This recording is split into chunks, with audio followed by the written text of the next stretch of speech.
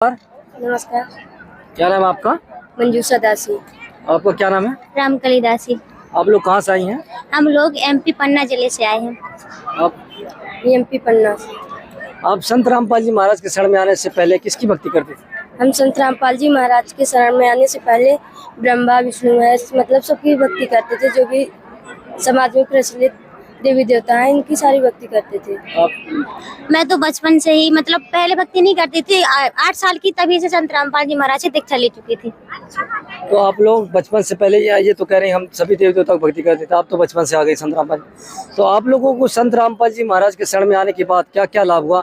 आजकल की लड़कियां हैं जो यंग है, उनके दिमाग में कई सवाल होता है, ठीक है, और कई मतलब क्वेश्चंस होते हैं कि भाई हम संत रामपाल जी महाराज के शरण में चले गए तो हमें श्रृंगार और काफ़ी चीज़ें छोड़ना पड़ेगा। तो ये सब सवाल आपसे पूछेंगे। पहले ये बताइए, आप संत रामपाल जी महाराज के शरण में आने के बाद आपको क्या क्या लाभ? संत रामपाल जी महाराज के शरण में आने के बाद हमें बहुत सारे लाभ हुए जो आपको मुख्य बताते हैं। मेरी मम्मी को मतलब मुझे कैंसर मतलब जब हम जुड़े उसके पहले जुड़ने से पहले हम देवी देवताओं की भक्ति करते थे तो उससे कुछ लाभ नहीं होता था। फिर धीरे धीरे ऐसे चलता गया, भक्ति करते गए, फिर मेरे गले में कैंसर हो गया। आपको कैंसर हुआ? Yes sir. फिर हमने मतलब आसपास के डॉक्टरों को दिखाया तो बोलने लगे ये तो कैंसर की शिकायत है, और गले में खुरिया भी हो गई थी जिसके कारण 1 महीने मैंने खाना भी नहीं खाया। फिर उसके बाद फिर हमारे दादा लोग जुड़े थे, बड़े पापा, तो फिर उनसे धीरे धीरे पता चला। पहले हम सोचते थे कि संत रामपाल जी महाराज की मतलब कैसे, तो ये कैसे भक्ति किसकी करेंगे और ऐसे संत कैसे हो सकते हैं यदि जेल में, तो ऐसे सवाल उठा करते थे। पर पूछती थी तो जवाब देते थे, पर हमें जब मतलब ज्ञान नहीं था तो हम भी उसका गलत ही उत्तर दिया करते थे और हमें पता नहीं था। फिर जब हमने फिर तबीयत खराब हुई, मम्मी की भी तबीयत खराब हुई, मम्मी की भी मतलब बीपी लो या टेंशन बहुत सारी बीमारियां बताते थे। पर यदि हम जांच करवाते थे या कुछ भी करवाते थे तो उसमें सिर्फ टेंशन और बीपी लो यही बताते थे। कहते थे आपको कुछ बीमारी नहीं है। लेकिन मेरी मम्मी इतनी ज़्यादा फूल गई थी, इतनी बीमार हो गई थी कि हमारी स्थिति ऐसी हो गई थी संत रामपाल जी महाराज के जुड़ने से पहले ऐसी हो गई थी कि जैसे कि हम मरने के लायक हो गए। फिर जैसे हमें ज्ञान मतलब बड़े पापा लोग जुड़े थे संत रामपाल जी महाराज से तो उनसे पता चला। फिर ज्ञान चर्चा की जब हम मरने के कगार में बिल्कुल थे, जैसे कि मानो कि हमारा इस दुनिया में कोई है ही नहीं रह गया है। यदि हम किसी की आसरा लेते तो किसकी लेते, यदि रिश्तेदार आते थे तो आते थे और पता लगता था उनकी तबीयत मतलब खराब है तो हमारे गेट से ही लौट जाते थे। तो हमें रोना आया करता था कि क्या सच में इस दुनिया में भगवान है कि नहीं है। फिर जब हमें ज्ञान समझ में आया फिर और इसके बारे में ख्वाहिश की और फोनों में सर्च किया, फिर पता चला कि संत रामपाल जी महाराज से नाम दीक्षा लेने से शायद हमारा ये रोग ठीक हो सकता है। फिर हमने संत रामपाल जी महाराज से दीक्षा ली तो हमारा ठीक हो गया।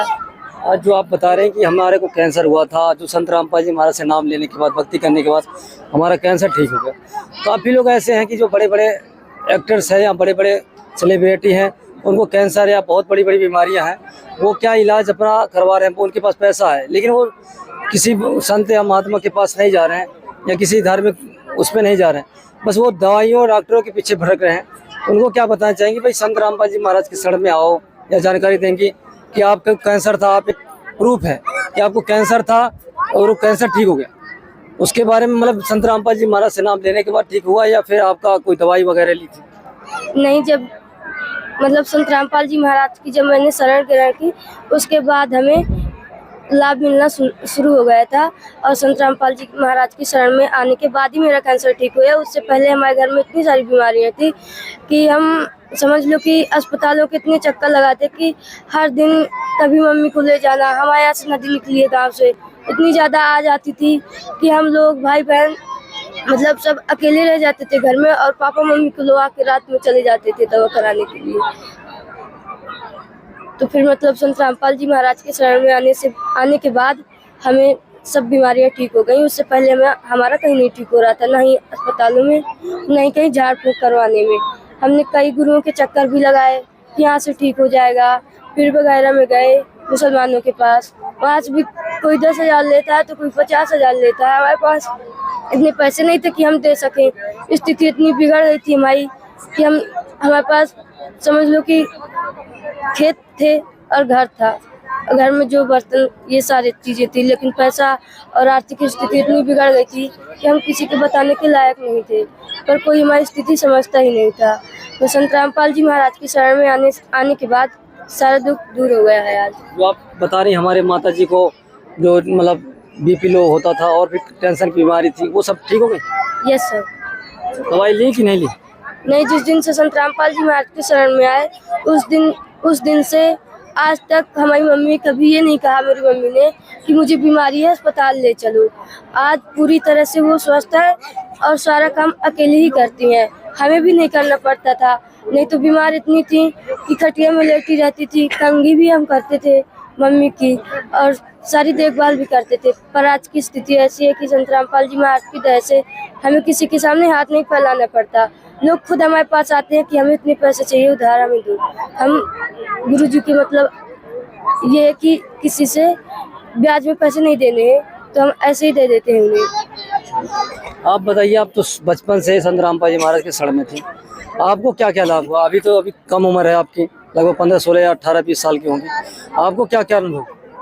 मेरे मतलब पिताजी को जब संत रामपाल जी महाराज जोड़ने से पहले कैंसर हुआ करता था, पेट दर्द किया करता था, लेकिन जब से संत रामपाल जी महाराज जी के शरण में आया है तो वो पेट दर्द नहीं करता है और घर की आर्थिक स्थिति ही बहुत अच्छी हो गई है। पिताजी को आपके कैंसर था? हाँ, कैंसर नहीं था, पेट दर्द करता था, कहीं मतलब हर एक जगह इलाज करवा रहा था, वहाँ ठीक नहीं हो रहा था। केवल संत रामपाल जी महाराज जी के दीक्षा लेने मात्र से ठीक हो गया। और घर में कोई? और घर में संत रामपाल जी महाराज जी की कृपा से सभी ठीक ठाक चल रहा है। जो दर्शक आप लोग को देख रहे हैं जिनको बड़ी बड़ी बीमारियां हैं, काफी लोग हैं जो इलाज नहीं कर सकते, जो गरीब मजदूर हैं, गरीब लोग हैं, जिनके पास पैसे भी नहीं है इलाज करवाने के लिए, और वो लोग भी मतलब झाड़ फूक करवा रहे हैं या अपना सोच रहे हैं कि इलाज हो जाए। भगवान की खोज है उनको, भगवान की तड़प में है, उनको क्या संदेश देना चाहेंगे आप? उनको तो संदेश क्या, हम तो आग्रह कर सकते हैं। हमें भी पहले ज्ञान नहीं था तो हम भी बुरी बुरी बातें बोला करते थे संत रामपाल जी महाराज के लिए और ना ही प्रसाद खाया करते थे। पर जैसे शरण में आए उसके बाद हमें ज्ञान हुआ और हमें पता चला कि यही पृथ्वी में पूरे पूर्ण संत हैं और भगवान के रूप में आए हुए हैं संत रामपाल जी महाराज।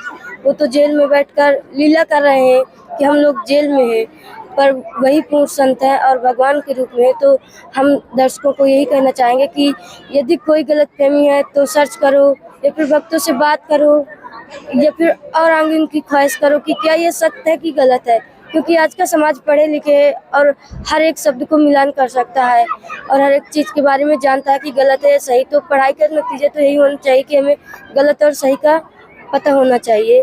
तो संत रामपाल जी महाराज के मतलब और अन्य गुरुओं की तुलना में उनकी कर सके मतलब। तो जो दर्शक संत रामपाल जी महाराज से नाम उपदेश लेना चाहते हैं, आपका इंटरव्यू देख के उनको वही लगता है कि हम भी अगर नाम ले लेंगे तो हमारा भी दुख दूर हो जाएगा, जो लोग नाम लेना चाहते हैं संत रामपाल जी महाराज कैसे ले सकते हैं? संत रामपाल जी महाराज से नाम दीक्षा हम विभिन्न चैनलों में सत्संग आता है 7 से 7:30 से 8:30 के बीच। उनमें पीली पट्टी मतलब चलती है नीचे और वहाँ से नंबर दिए होते हैं कॉन्टेक्ट, जिससे हम कॉल करके नज़दीकी नामदान सेंटर का पता लगाकर नाम दीक्षा ले सकते हैं। बहुत बहुत धन्यवाद आपका। सत साहिब।